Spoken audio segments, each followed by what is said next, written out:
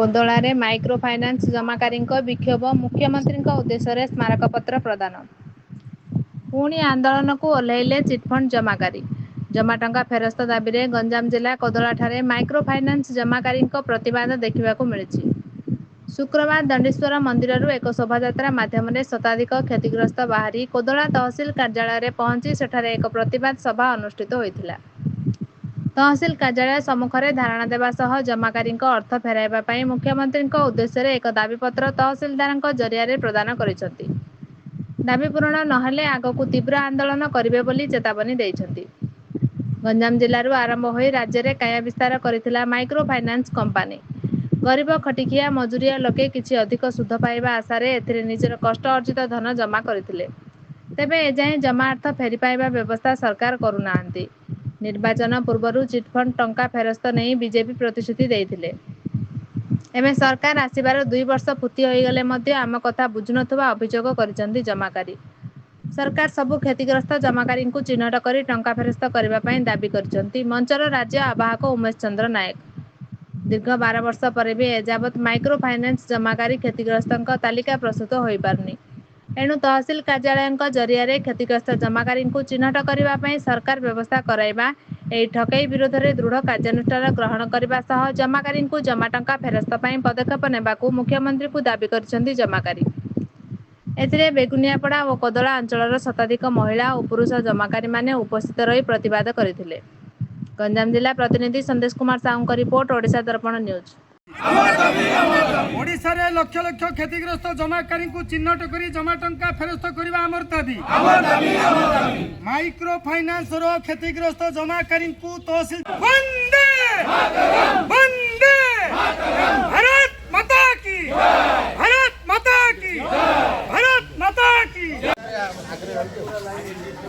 स्थानीय लोक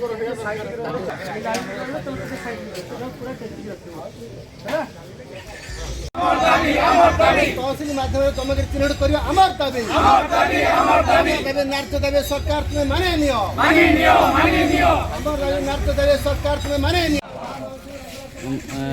से पिलाटा फोन करथिला कहला हेड विद्यानाथ कथा होला माने को ना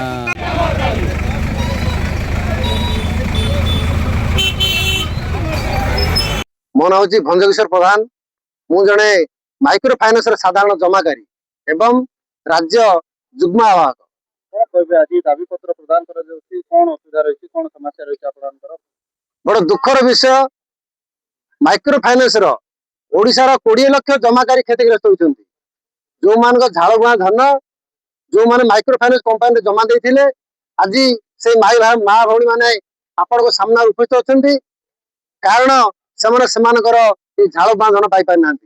तेणु आम सरकार को अनुरोध करुचु आपण ए क्षतिग्रस्त माँ भौणी मान आपण जो कथा देते इलेक्शन समय जो समस्त क्षतिग्रस्त जमाकारी टंका फेरस्त करने आपण कथा को आपण रक्षा करूँ। तहसिल माध्यम समस्त क्षतिग्रस्त जमाकारी माँ भौणी मान को चिन्हट कर समस्त को सेमानकर ए जो झाड़बुआ धन को फेरस्त करूँ। यह हूँ आमर दाबी। उमेश चंद्र नायक चिटफंड क्षतिग्रस्त जमाकारी मिलित मंच राज्य आवाहक।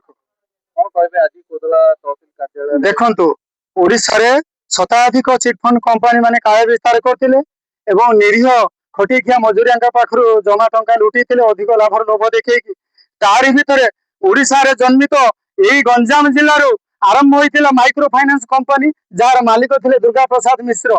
ओडिशा रे 10 लाख क्षतिग्रस्त जमाकारी ठारू टंका नैचंती। टंका फेरस्तर प्रतिश्रुति 2016 मसीह कंपानी जमाकारी ठारू कागज पत्र नहीं गले से भी टंका फेर 15% सुधरे एक कथा कहीकि कंपानी प्रतारणा करछि। जेल बेल रे आसिक अयस बेला से जीवन यापन करुछि। कंपानी ठारू 420 कोटी टंका सरकारी तहबिल को जाइछि। कंपानी आमर ये जो क्षतिग्रस्त माँ भौणी मैंने आप देखुंत यही कष्टार्जित झाड़बुआ टंका को कंपानी लुट करिछि। कंपानी से टंका जो स्थावर अस्थावर संपत्ति तैयारी करछि निहाती पाखापाखि 5,000 ରୁ 10,000 कोटी टंका हम। सीबीआई तदंत आसिला माननीय सुप्रीम कोर्ट निर्देश क्रमे सीबीआई आज शीतल निद्रा शोची ईडी आज शोची सीबीआई शोची पुलिस शोची दिन प्रकाश दिवालतर कंपानी जो लुटुला ये समस्ते भारत ଭାରତ ସରକାର ଏବଂ ରାଜ୍ୟ ସରକାରଙ୍କ ତଦନ୍ତକାରୀ ସଂସ୍ଥା ମାନେ ଥିଲେ ସେମାନେ ତଦନ୍ତ ଚଲେଇଛନ୍ତି 12 ବର୍ଷ ହେଲା ତଦନ୍ତ ଚାଲିଛି। ଅନ୍ୟୁନ 9,27,000 ଜମାକାରୀଙ୍କ ଚିହ୍ନଟ ହେଇକି ଟଙ୍କା ଫେରସ୍ତ ହେଲାଣି। ମାଇକ୍ରୋ ଫାଇନାନ୍ସର 10 ଲକ୍ଷରୁ ଅଧିକ ଜମାକାରୀ ଗୋଟିଏ ଜମାକାରୀ ଆଜ୍ଞା ଚିହ୍ନଟ ହେଇନାହିଁ। କାରଣ କଣ?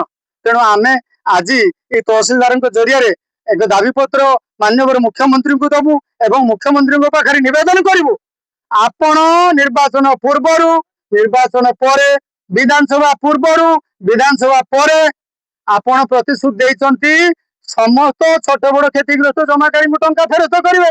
ଆମେ ଆଜି ଆସିଛୁ ସେଇ ସରକାରଙ୍କ ପାଖକୁ ଯଦି ସମସ୍ତ ଜମାକାରୀଙ୍କୁ ଟଙ୍କା ଫେରସ୍ତ କରିବା ପାଇଁ କଥା ଦେଇକି ଆସିଛ ତାହେଲେ এই ମାଇକ୍ରୋ ଫାଇନାନ୍ସ କମ୍ପାନୀର 10 ଲକ୍ଷରୁ ଅଧିକ କ୍ଷତିଗ୍ରସ୍ତ ଜମାକାରୀ ଅଛନ୍ତି।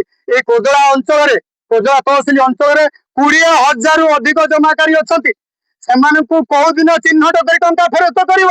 ସେ କମ୍ପାନୀରେ ତ ଅନେକ ସ୍ଥାବର ସମ୍ପତ୍ତି ଅଛି। ତଦନ୍ତ ନାଁରେ ତଦନ୍ତ ଏମିତି କେତେ ଦିନ ତଦନ୍ତ ଚାଲିଛି?